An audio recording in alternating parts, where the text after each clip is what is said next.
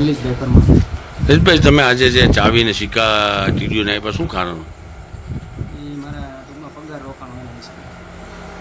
કેટલા સમયનો પગાર 25 રોકાણ? તારીખે હાજર થયો હતો. 25 તારીખથી આજે 20મો દિવસ છે. મારું એરિયસને પગાર બાકી છે.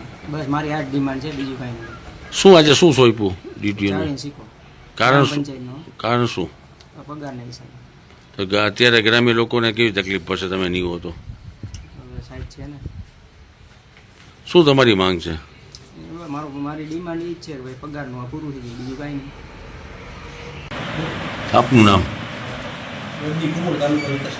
સાહેબ, જે ભોરાના અંદરમાં જે છે અત્યારે આ ચાવીને તમને સિક્કા સોંપી દીધા, અત્યારે શું કારણ શું છે? કર્મચારી તલાટી કમ મંત્રીનો પ્રશ્ન છે, અત્યારે અરજીને આવેદન આપી દે એ ધ્યાને લઈ અને કાર્યવાહી કરશે. એવું કહી રહ્યા છે કે 10 મહિનાનો પગાર નથી, શું કહેશો? એ બાબતે જોવડાવીને એનું જે કંઈ જૂનું એરિયસ કે બાકી છે એ તપાસ કરાવીને કાર્યવાહી પૂરી કરશે. અત્યારે ગ્રામજનો અત્યારે પરેશાન થઈ રહ્યા છે, શું કહેશો? અત્યારે જે કોઈ હોય નહીં તલાટી મંત્રી, તો કેવી હેરાનગતિ થાય ગ્રામ્યોને? અત્યારે જ ઇસ્યુ ધ્યાને આવ્યો છે 10 મિનિટ પહેલાં એમને કાર્યવાહી કરીને કાર્યવાહી શરૂ કરવામાં આવશે.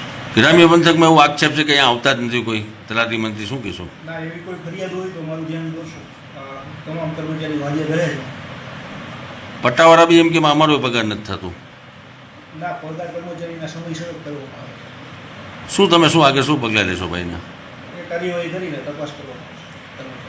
હાલ અત્યારે કોઈ નથી તો એના માટે શું વ્યવસ્થિત કરશો? તાત્કાલિક અન્ય ગામના તલાટીઓને ચાર્જ સોંપવામાં